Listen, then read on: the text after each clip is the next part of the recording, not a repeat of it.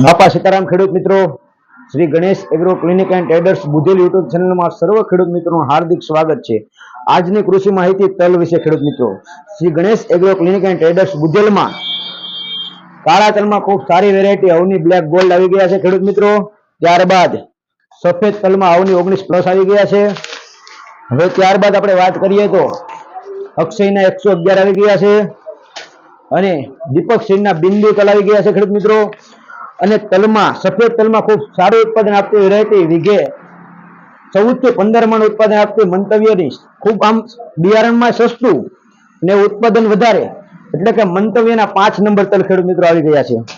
હવે આગળ વાત કરીએ તો આપણે એક દીપક સિંહની નવી જ જાત આવી છે મહાવીર, ખૂબ સારામાં સારી વેરાયટી છે। વીઘે આપણને 15 થી 16 મણ ઉત્પાદન આપે છે અને એકદમ નવી જ વેરાયટી છે। હવે આપણે આગળ વાત કરીએ ખેડૂત મિત્રો કે વાવણી ક્યારે કરવી જોઈએ ખેડૂત મિત્રો। તલની વાવણી આપણે ફેબ્રુઆરી મહિનાના પ્રથમ પખવાડિયાથી લઈને આપણે 27-28 તારીખ સુધી કરી શકીએ છીએ। અમરેલી તલ સંશોધન કેન્દ્ર દ્વારા ડોક્ટર મોણપરા સાહેબ દ્વારા એક સંશોધન કરવામાં આવ્યું છે કે જેમ તમે તલ વહેલા વાવો એમ તલ મોડા પાકે અને જેમ તમે તલ મોડા વાવો એમ તલ વહેલા પાકી જાય છે। આપણે જો 15 તારીખ પછી ફેબ્રુઆરી મહિનાની 15 તારીખ પછી તલની વાવણી કરવામાં આવે તો 70 થી 74 દિવસની અંદર તલ પાકી જાય છે। અને ત્યારબાદ હવે વાત કરીએ કે આપણે એની જમીનની ખેડ કેવી કરવી જોઈએ। જમીનની ખેડ આપણે સામાન્ય ખેડ કરવી જોઈએ, તો આંતરખેડ કરવાની જરૂર નથી, ખોટા એવા ખર્ચા નથી કરવાના ખેડૂત મિત્રો। કારણ કે જો આપણે સામાન્ય ખેડ કરીએ તો પણ તલ થાય છે અને ઉત્પાદન પણ ખૂબ આપે છે ખેડૂત મિત્રો। હવે આપણે આગળ વાત કરીએ કે પિયતની, તો કે પિયત ક્યારે આપવું, તો કે પ્રથમ પિયત આપણે જ્યારે વાવણી વાવી હોય ત્યારે એ સમય આપી દેવું।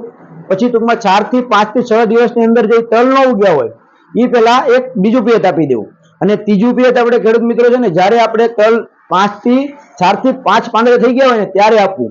જો એ પેલા આપવામાં આવે તો ફૂગ જન્ય રોગો આવવા કરે છે ખેડૂત મિત્રો।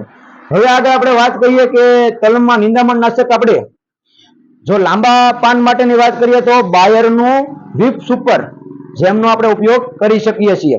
અને તલમાં આવતો સુકારા માટે ખેડૂત મિત્રો આપણે ક્રિસ્ટલનું બ્લુ કોપરનો ઉપયોગ કરી શકીએ છીએ। અને વધુ ઉત્પાદન લેવા માટે આપણે એમાં એમિનો એસિડ અને વિટામિન્સનો પણ સ્પ્રે કરી શકીએ છીએ। વધુ માહિતી માટે Shri Ganesh Agro Clinic and Traders Budhel ની એકવાર અવશ્ય મુલાકાત લો। બાપા સીતારામ।